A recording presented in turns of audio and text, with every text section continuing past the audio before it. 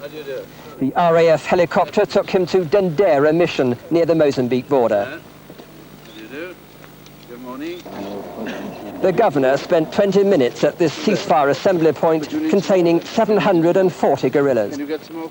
This large concentration is in strong contrast to other ceasefire points where not one guerrilla has come forward.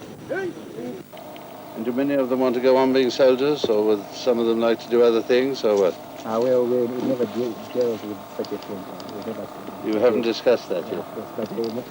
A major problem will be keeping the Zanla guerrillas content in the weeks before the election. They're allowed to retain their arms, but they're not supposed to leave the camp. Among the guerrillas at Dendera are nearly 50 women fighters who've taken over the role of camp cooks.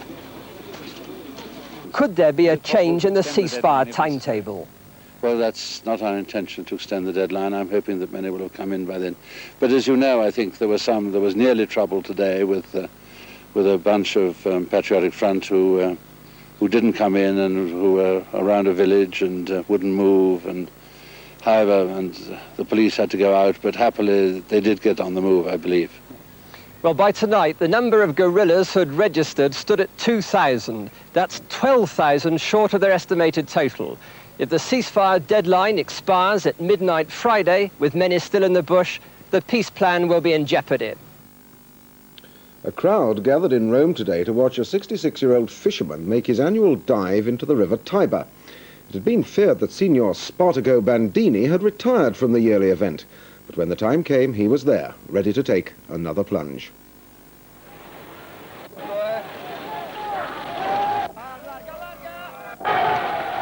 Signor Bandini has been doing this for a number of years, but this time he wasn't the only one on the bridge. He was joined by a 25-year-old stuntman, Aldo Carreri.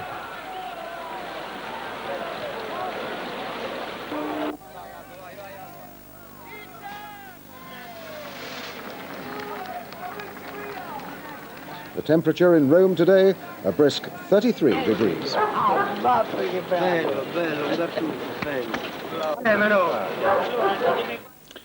And finally at home, the first twins of the year, born in Peterborough Maternity Unit at 1 minute and 5 minutes past midnight.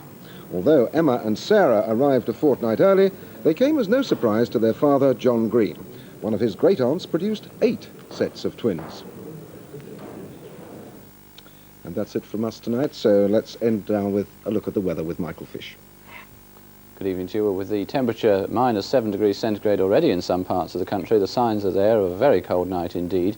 And with this high pressure area not moving very far in the next couple of days, it looks like staying cold just about everywhere, with further severe frosts, not only tonight, but in the next few nights as well. This frontal system is also of interest because that looks like pushing in towards southwestern parts again late tomorrow and bringing some rain or snow. But let's look back just a mere couple of hours at the satellite picture, and this is a lovely picture, this one, because at that particular time most of the British Isles was completely clear of cloud, looking just as it does in the atlas. Some snow showers, though, coming down that eastern side of the country, and still the remnants of some rain and sleet over the southwestern corner. And actually those snow showers I mentioned are going to continue tonight and tomorrow down the eastern part of England, some of them rather on the heavy side, but elsewhere it'll be a dry day and most places will have, I think, a fair amount of sunshine, although 1 or 2 patches of fog will linger throughout the day, just as they did today. Now, despite the sunshine, it's going to turn out to be very cold again, with the temperature below freezing, I think, in many places, and the other thing is some cloud later on in the west. On BBC Two now, the traditional New Year's Day concert from Vienna, featuring the music of the Strauss family and the Vienna Philharmonic Orchestra.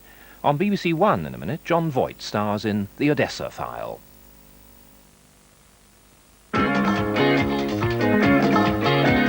Programmes for Wednesday night on BBC One. At 6:55, The Gift of Love, starring Marie Osmond and Timothy Bottoms as a Swiss immigrant who falls in love with a young heiress. And at 8:25, A Diner's Dilemma in Fawlty Towers.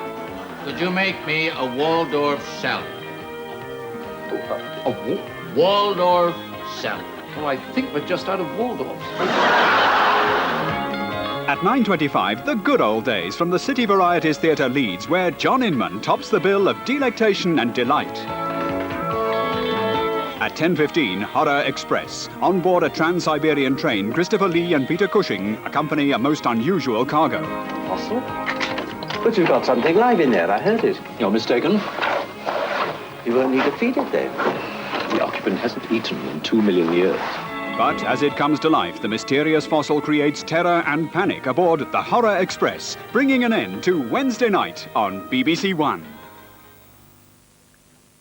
Now on BBC One, the first showing on British television of the feature film based on Frederick Forsyth's best-selling novel, The Odessa File.